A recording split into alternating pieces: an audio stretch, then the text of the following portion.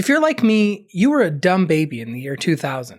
I was born in 1998, so I'm an elderly Gen Z. I have no standing in the Gen Z millennial war. I barely relate to either generation. I do, however, have a standing in the media landscape of the 2000s, because that's the media that raised me. Throughout the decade, this dumb little baby fell in love with the art of filmmaking. I look back at the years 2000 to 2009 with a fondness for their strangeness. If we've learned anything from the past couple of years, it's that time is a meaningless flat circle. And so the designation of decade is somewhat arbitrary. In terms of style and subject matter trends, the 2000s is not noticeably different from the year 1999 or 1998 and so on. The evolution of trends is gradual. Nonetheless, looking back at a chunk of 10 years is a pretty useful way to determine certain cultural trends. But I'm not a fashion queen, so this video isn't concerned with cargo shorts and American Eagle leather bracelets. This dumb little baby cares about movies. Sometimes I think back to the movies we watched during the 2000s, and I'm a little baffled that some of them even got made. And so, my good friend Matt and I meticulously scrolled through the film releases from 2000 to 2009 to try and answer the following questions. What kinds of movies were being made in the 2000s that don't get made today? How is the decade different from any others? And what does that say about this era of film? Pop your favorite Creed single into your Walkman and take a stroll down to the nearest blockbuster, because we're looking at movie trends of the 2000s. Hope your rental fees are paid. In a lot of ways, an average week at the movies was really different during the 2000s. For example, the 2000s were probably the last era when a popular leading actor could send a movie to the top of the highest grossing list. When I was a kid, Ashton Kutcher was basically a genre of movie in and of itself. Or Tom Cruise. People would just show up to the theater like, yeah, it's the new Tom Cruise movie. I wonder what he's gonna run from this time. Nowadays, Tom Cruise alone doesn't sell a movie. It's the franchise that he's attached to. That's not to say that there wasn't a certain amount of franchise dominance during the 2000s. In fact, this is the decade where the franchise focus started. But still, this whole franchise approach wasn't boiled down to a formula yet. It was a really big risk to bank on any movie getting a sequel, let alone a series or spin-off. Lord of the Rings was a huge gamble that paid off. Same with Harry Potter. Big movie studios didn't anticipate a massive multi-level franchise the way they do now. Nonetheless though, sequels and franchises were more frequently raking in the big bucks. But old habits die hard, and so a lot of original standalone movies were made, and a massive chunk of them tried to bank on the perceived trends of the 2000s. So besides that slow creeping franchise dominance, what else were the trends? Well, of course, certain trends from the 90s carried over to the 2000s. The first one of these I like to think of as the sexy vampire trend. I'm gonna go ahead and blame 1994's Interview with a Vampire for the popularity and staying power of this trend. Later on in the 90s we saw Blade, a franchise that reshaped the vampire genre and squeezed it into tight leather. Throughout the 2000s, we saw lots of movies trying to recapture this vibe. Some motherfuckers are always trying to ice skate uphill. There was Van Helsing, Dracula 2000, and of course Twilight. These were all centered around being a modern take on one of the horror genre's oldest villains, but instead of being wholly terrifying, they're kind of tempting. The strongest of these sexy vampire movies has to be Underworld. Okay, maybe not the strongest, but how do I say, most appealing to me as a little boy. There were 5 of these movies. 5.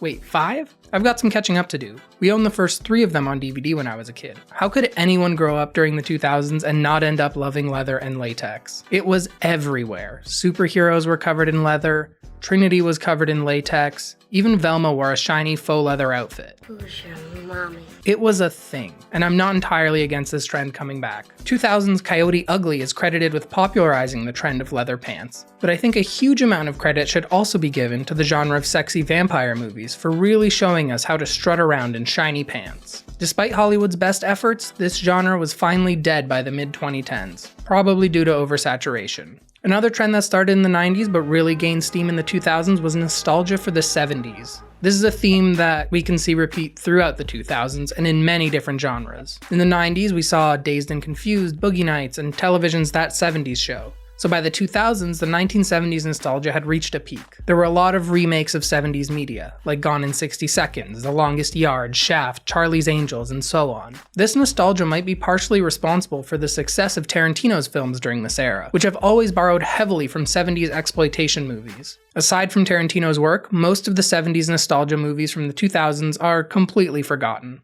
Unlike a bulk of the 70s nostalgia movies that I just mentioned, 2000's Bring It On is largely well remembered by a lot of people today. Bring It On was a huge hit in the year 2000, and as a result it had a huge influence on this trend of cheerleading and dance competition movies. Never forget that Channing Tatum was at one point defined by his role in Step Up. There was also Man of the House in 2005, Fired Up in 2009, Sugar and Spice in 2001. Sugar and Spice was a little bit more unique with its story than Fired Up and Man of the House, but it's largely been forgotten. Step Up, on the other hand, had several sequels and influenced its own subgenre of sexy dance competition movies. Stomp the Yard, You Got Served, and even the sequel to Cinderella Story. Honestly, the best thing that came out of this cheer dance competition trend was that it gave us Channing Tatum. Other than that, this trend can stay in the 2000s. Here's a trend that I actually want to make a comeback though. One of my mom's favorite movie genres that lived and died in the 2000s is the genre that I like to call beach movie. Like the label suggests, these are movies that take place predominantly on a beach, and most likely function as a vacation getaway for the cast and crew.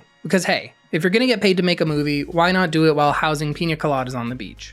The characteristics of a beach movie are tropical settings, deep orange tans, blonde hair, and beach bods. This look was the epitome of style during the mid-2000s. So naturally, the beach movie genre capitalized on it. There was so damn many of these movies, and my parents had just about all of them on DVD. While they all take place on a beach, the narrative substance of a beach movie can vary. It can be a romance, a heist movie, a comedy, or a mix of all three. What an incredibly diverse genre for the most sophisticated cinema enjoyer. The ones I saw the most as a kid were Fool's Gold, Into the Blue, and After the Sunset. But there was also The Heartbreak Kid, Forgetting Sarah Marshall, 50 First Dates, The Beach, The Big Bounce, Surfer Dude, Blue Crush, Aquamarine, A Perfect Getaway, Couples Retreat, Dirty Dancing, Havana Nights, and so many more. I used to really resent this genre as a kid, but now that it isn't as popular, I kind of feel bad that my mom doesn't have as many more new beach movies to watch. Not that that stops her from constantly rewatching the ones I just mentioned. For the sake of my mom's entertainment, I hope that the mid to big budget beach movie makes a comeback soon. One day, Mom, I promise, I'll make the blondest, most orange-tanned beach movie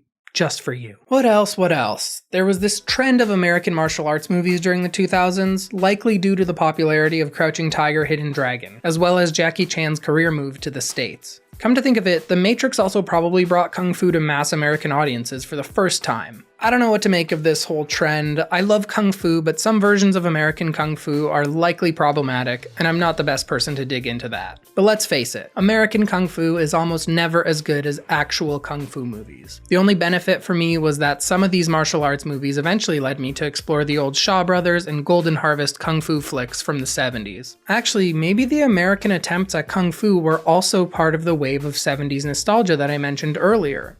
See?